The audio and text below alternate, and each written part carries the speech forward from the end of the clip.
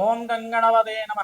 ఐం సరస్వత్యే నమ. శివాయ గురువే నమ. జయ గురు దత్తాత్రేయాయ నమ. శ్రీరామ రామ రామీతి రమే రామ మనోరమే సహస్రనామ తత్తుల్యం రామనామ రామే. జయ గురు దత్తాత్రేయాయ నమ. క్లీం కృష్ణాయ గోవిందాయ గోపిజనవాయ నమో నమ. జయ గురు దత్తాత్రేయ శ్రీమాత్రేయ నమో నమ. ఆయన శ్రీ శ్రీమాత్రేయ.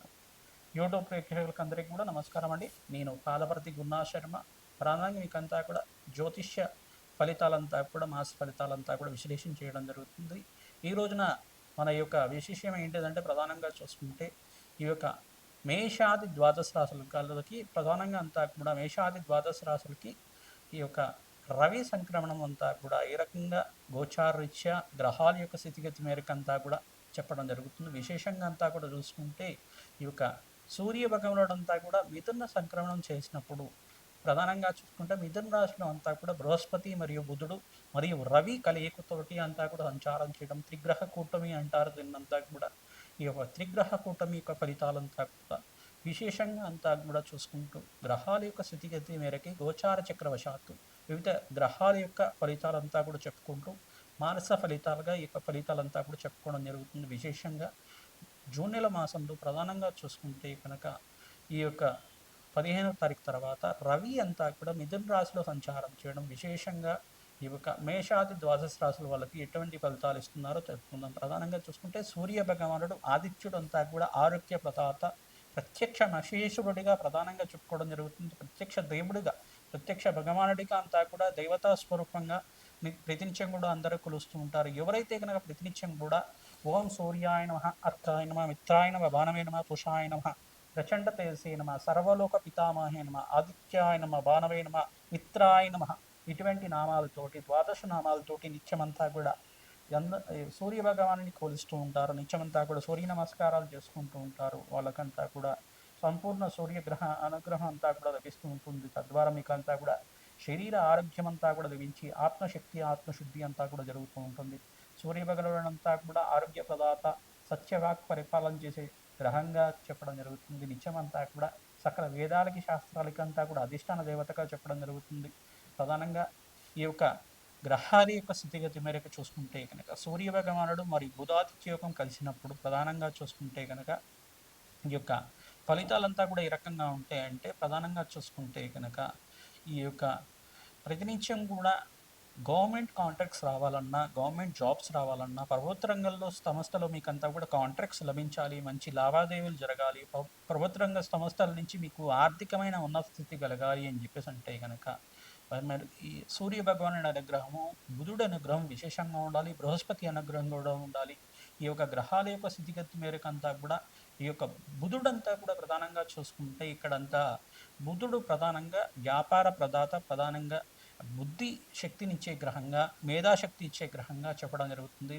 పిల్లలకి విశేషంగా అంతా కూడా ఎవరికైతే కనుక మంచి ర్యాంకులు రావాలి, మంచి ఉత్తీర్ణత కలగాలి, మంచి మార్కులతోటి ఉత్తీర్ణత కలగాలి అని చెప్పేసి అంటే మంచి పర్సంటేజ్ రావాలి, మంచి గ్రేడ్ రావాలి అని చెప్పేసి అనుకుంటే కనుక మేధా దక్షిణామూర్తి ఆరాధన, దత్తాత్రేయ స్వామి ఆరాధన మరియు హయగ్రీవ స్వామి ఆరాధన అంతా కూడా చేసుకోవడం వల్ల హయగ్రీవ స్వామి చరిత్రని వినడం మాత్రం చేతనే హయగ్రీవ స్వామి జననం ఏ రకంగా జరిగింది, అవతారం ఏ రకంగా జరిగింది, హయగ్రీవ స్వామి ఎందుకు వేదాలకి అధిష్టాన దేవతగా మారారు, హయగ్రీవ స్వామి ఎటువంటి స్తోత్రాన్ని అంతా కూడా దేవతలకి అందించారు, అటువంటి విశేషాలంతా కూడా వినడం మాత్రం చేతనే హయగ్రీవ స్వామి యొక్క నామస్మరణ చేయడం వల్ల మాత్రం చేతనే వాళ్ళకంతా కూడా మేధాశక్తి లభిస్తూ ఉంటుంది. అఖండమైన దైవశక్తి అంటే గురుబలం అంతా కూడా కలుగుతూ ఉంటుంది. తద్వారా మీ పిల్లలకంతా కూడా బుద్ధిశక్తి అఖండమైన మేధస్సు అంతా లభించడానికి అవకాశం ఉంటుంది. మేధా దక్షిణమూర్తి ఆరాధనలో భాగంగా శనగల మాల అంతా కూడా స్వామివారికి విశేషంగా సమర్పించడం వల్ల కానీ,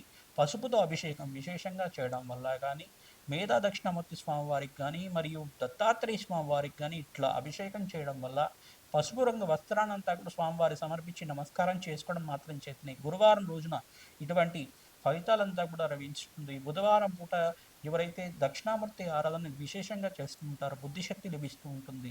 పచ్చ రంగు వస్త్రానంతా కూడా బుధవారం పూట స్వామివారికి సమర్పణ చేయాలి. గురువారం పూట అయితే గనక పసుపు రంగు వస్త్రాన్ని సమర్పణ చేయాలి. తద్వారా అంతా కూడా అఖండమైన మేధాశక్తి లభించడానికి అవకాశం ఉంటుంది.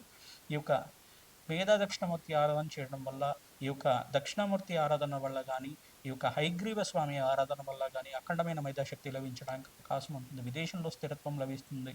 విదేశంలో మంచి యూనివర్సిటీలో సీట్ లభించి మీకు అంతా కూడా విదేశంలో విద్య లభించడానికి అవకాశం ఉంటుంది. మీకు అంతా కూడా మేధాశక్తి లభించడానికి అఖండమైన వేదజ్ఞానం అధ్యయనం చేసేవాళ్ళు కానీ మంచి మంత్రపట్నం చేసేవాళ్ళు కానీ అంతా కూడా ఈ యొక్క గ్రహాల యొక్క స్థితిగతి ఆధారంగా చేయడం జరుగుతుంది. ఎవరైతే కనుక అఖండమైన మేధాశక్తి కోసం ప్రయత్నం చేస్తున్నారో, అఖండమైన విద్యావంతులుగా కావాలి, నాకు గవర్నమెంట్ జాబ్స్ రావాలి అని చెప్పి ప్రయత్నం చేస్తున్నారు, ఈ బుధాత్యోగాన్ని అంతా కూడా మంచిగా ఈ యొక్క గ్రహాల యొక్క స్థితిగతి మేరకు అంతా కూడా శాంతి హోమాది కార్యక్రమాలు చేసుకోవడం వల్ల అఖండమైన పుణ్యప్రధానమైన గ్రహంగా బుధుడంతా కూడా వ్యాపారంలో మంచి లాభాలు గణించే గ్రహంగా చెప్పడం జరుగుతుంది. ప్రధానంగా చూసుకుంటే విష్ణుమూర్తి యొక్క సహస్రనామాలు ప్రతినిత్యం కూడా ఎవరైతే చదువుతూ ఉంటారో వాళ్ళకంతా కూడా అఖండమైన ఐశ్వర్య ప్రదాతగా మారుతుంటారు. కావున అఖండమైన ప్రతినిత్యం కూడా 3 సార్లు కానీ 11 సార్లు కానీ ప్రతినిత్యం కూడా అందరూ కూడా ఈ యొక్క మేషాది ద్వాదశ రాశి వాళ్ళు ఎవరైతే గనక ప్రతినిత్యం కూడా విష్ణు సహస్రనామ పఠనం కానీ అష్టాక్షరి మంత్ర జపం కానీ ద్వాదశాక్షరి మంత్ర జపం కానీ ప్రతినిత్యం కూడా చేసుకోవడం వల్ల నిత్యమంతా కూడా శ్రీరామ జపాన్ని అంతా కూడా ఆచరించడం వల్ల శ్రీరామ జయ రామ జయ జయ రామ రామ నామాన్ని ఎవరైతే కనుక నిత్యం జపం చేస్తూ ఉంటారో వాళ్ళకంతా కూడా అఖండమైన ఐశ్వర్య ప్రదాతగా మారుతుంటారు. సర్వరక్షకర స్వరూపంగా శ్రీరామ రక్షా స్తోత్రాన్ని పఠించడం వల్ల కానీ హనుమత్ కవచాన్ని పఠించడం వల్ల కానీ మీకంతా కూడా సర్వశత్రు నివారణ జరుగుతుంది. సకల భయాల నుంచి బయటపడడం జరుగుతూ ఉంటుంది. శత్రు బాధల నుంచి బయటపడటం కానీ, అప్పుల బాధల నుంచి బయటపడటం కానీ, రుణ బాధల నుంచి బయటపడటం కానీ జరుగుతూ ఉంటుంది.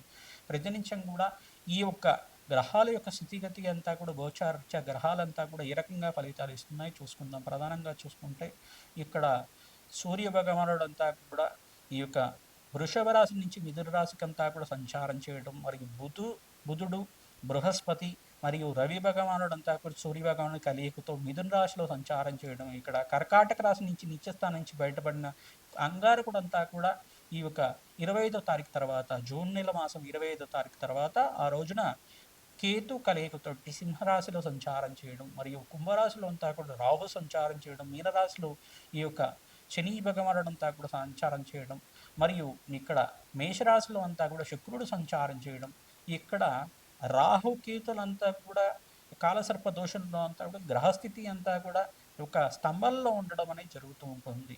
ఈ యొక్క స్తంభంలో ఉన్నప్పుడు చూసుకుంటే కనుక గ్రహాల యొక్క స్థితిగతి ఏ రకంగా ఉంటాయి, మిశ్రమైన ఫలితాలు కొన్ని రాశుల వాళ్ళకి ఇస్తూ ఉంటాయి.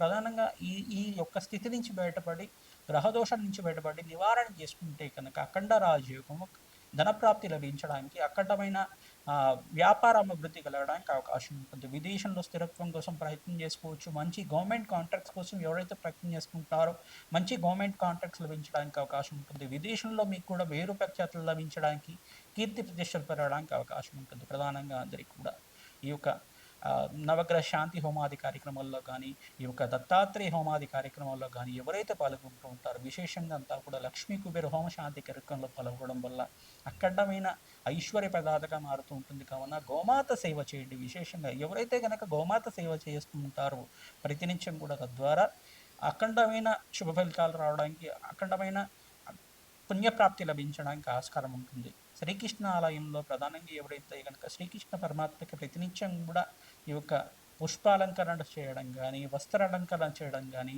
స్వామివారికి అంతా కూడా వెన్నని నవనీతాన్నంతా కూడా నివేదన చేయడం వల్ల కానీ, స్వామివారికి పెరుగన్నాన్ని నివేదన చేయడం వల్ల, దత్తోదనాన్ని నివేదన చేయడం వల్ల కళమైన పుణ్యప్రాప్తి లభిస్తూ ఉంటుంది.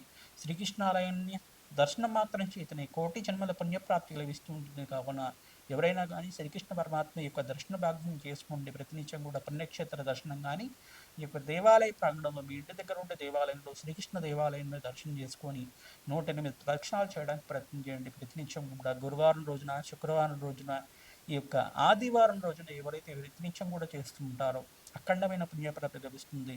బీదవాళ్ళకి అన్నదానం చేయడానికి ప్రయత్నం చేయండి. గోమాత సేవల భాగంగా పచ్చిక, తెలగపిండి, గ్రాసాన్ని గోమాతకి సమర్పించడం వల్ల అఖండమైన పుణ్యప్రాప్తి లభిస్తుంది.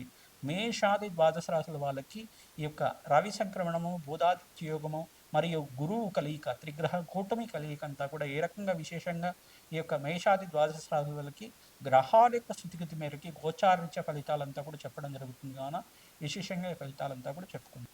మిథున రాశి ఫలితాలంతా కూడా తెలుసుకుందాం. రవి సంక్రమణలో భాగంగా ప్రధానంగా చూసుకుంటే మిథున రాశిలో రవి సంచారం చేయడం, ప్రధానంగా సూర్యుడు, బృహస్పతి మరియు బుధుడంతా కూడా సంచారం చేయడం, త్రిగ్రహ కూటమిలో ఉండడం వల్ల ప్రధానంగా చూసుకుంటే రాశిలో 3 గ్రహాలు కలిసి ఉన్నాయి. విశేషమైన యోగము యోగం సిద్ధించడానికి స్వగృహ యోగం ప్రయత్నం చేసుకుంటారు. గృహంలో విశేషంగా వివాహాది శుభకార్యాల కోసం ప్రయత్నం చేసుకోవచ్చు. మంచిగా మేధాశక్తి అంతా కూడా లభిస్తూ ఉంటుంది.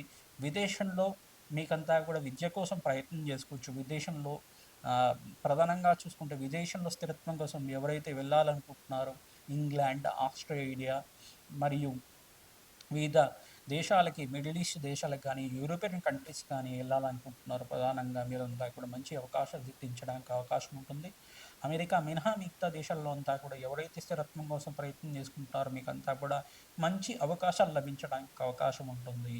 విశేషంగా మిథున రాశి వాళ్ళకంతా కూడా విద్యలో ఉన్నత స్థితి కలగడానికి అవకాశం ఉంటుంది. కావున మంచి కాంపిటేటివ్ ఎగ్జామ్స్లో మంచి ఉత్తీర్ణత లభించడానికి ఈ యొక్క జాబ్ ఇంటర్వ్యూస్ అంతా కూడా మీరు సక్సెస్ చేసి మీకంతా కూడా మంచి జాబ్ లభించడానికి అవకాశం ఉంటుంది. మంచి అవకాశాల కోసం ప్రయత్నం చేయండి. తద్వారా మీకంతా కూడా అఖండ లక్ష్మి కటాక్షం యోగకరంగా ఉంటుంది. ప్రధానంగా సప్తమాధిపతి అంతా కూడా ప్రధానంగా రాశిలో సంచారం చేయడం మరియు బుధాదిత్య యోగంలో ఉండడం, ఇక్కడ శ్రమతో కూడిన సంపాదనతో పాటు అఖండ లక్ష్మి కటాక్షం కలగడానికి అవకాశం ఉంటుంది. 3 గ్రహాలంతా కూడా స్వరాశిలో ఉండడం ప్రధానంగా చూసుకోవడం వల్ల మిత్ర గ్రహాలు కలిసి ఉండడం, బుధాదిత్య యోగంలో ఉండడం అనేది విశేషమైన ఫలితంగా చెప్పడం జరుగుతుంది. ప్రధానంగా ఇక్కడ కుజుడు, కేతు అంతా కూడా సింహరాశిలో సంచారం చేయడం అనేది ఇక్కడ మిశ్రమైన ఫలితాలతో భాగంగా చెప్పడం జరుగుతుంది. కుంభరాశులు అంతా కూడా రాహు సంచారం అంతా కూడా మిశ్రమైన ఫలితాలుగా చెప్పడం జరుగుతుంది. ప్రధానంగా చూసుకుంటే శనీశ్వర ప్రత్యేకంగా తైలాభిషేకం చేసుకోవడం యోగకరంగా ఉంటుంది. మీరు సౌర అష్టాక్షరి మంత్రంతో యజ్ఞాది క్రతువులు చేసుకోవడం వల్ల జన్మజాతకంలో ఈ యొక్క రవి కనుక నీచ స్థానంలో ఉంటే కనుక ప్రధానంగా మీకంతా కూడా సూర్యనారాయణ స్వామి అనుగ్రహం కావాల్సి ఉంటుంది. మిథున రాశి వాళ్ళకి విశేషంగా మీరంతా కూడా తద్వారా మీరంతా కూడా అఖండ రాజయోగం సిద్ధించడానికి అవకాశం ఉంటుంది. ప్రధానంగా మీరంతా కూడా లక్ష్మీ కుబేర హోమశాంతి కార్యక్రమంలో పాల్గొనండి. దత్తాత్రేయ హోమ కార్యక్రమంలో పాల్గొనండి. ఈ యొక్క మేము చేసే రాజశ్యామల యాగంలో పాల్గొనడం వల్ల మీకు అఖండ ఐశ్వర్య యోగం అంతా కూడా సిద్ధించడానికి, సకాలంలో ధనప్రాప్తి కలగడానికి, వ్యాపారం అభివృద్ధి కలగడానికి అవకాశం ఉంటుంది. ప్రధానంగా ఎడ్యుకేషన్ రంగంలో వాళ్ళకి మంచి అవకాశాలు లభిస్తూ ఉంటాయి.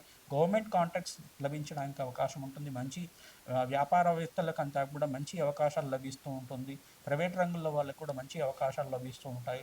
ప్రధానంగా మీరు చూసుకుంటే ఇక్కడ ఫైనాన్షియల్ స్టాక్ ఎక్స్చేంజ్ రంగంలో వాళ్ళకు కూడా మంచి అవకాశాలు లభించడానికి అవకాశం ఉంటుంది.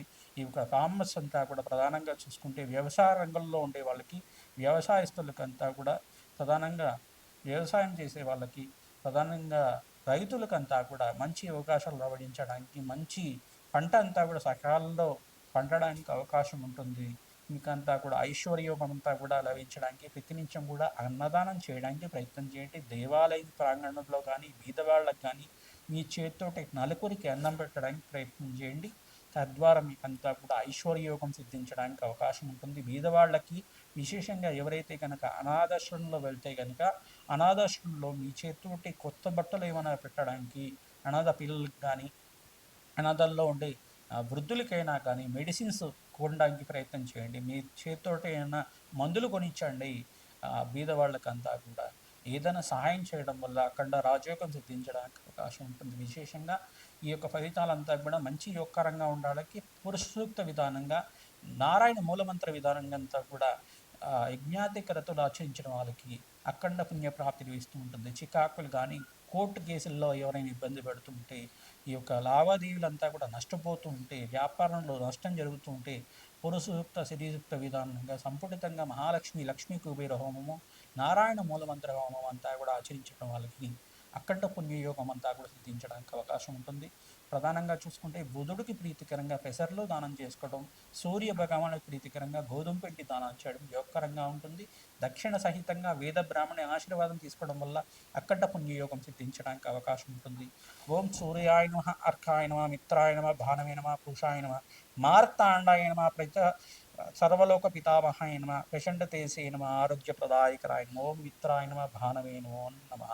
ఇటువంటి నామాలతోటి ప్రతినిత్యం కూడా సూర్య నమస్కారాలు ఆచరించిన వాళ్ళకి సంపూర్ణ శరీర ఆరోగ్యం సిద్ధిస్తుంది, ఐశ్వర్య యోగం సిద్ధిస్తుంది, ఆనందమైన జీవితం జీవించడానికి అవకాశం ఉంటుంది. శ్రీమాత్రి నమో నమః.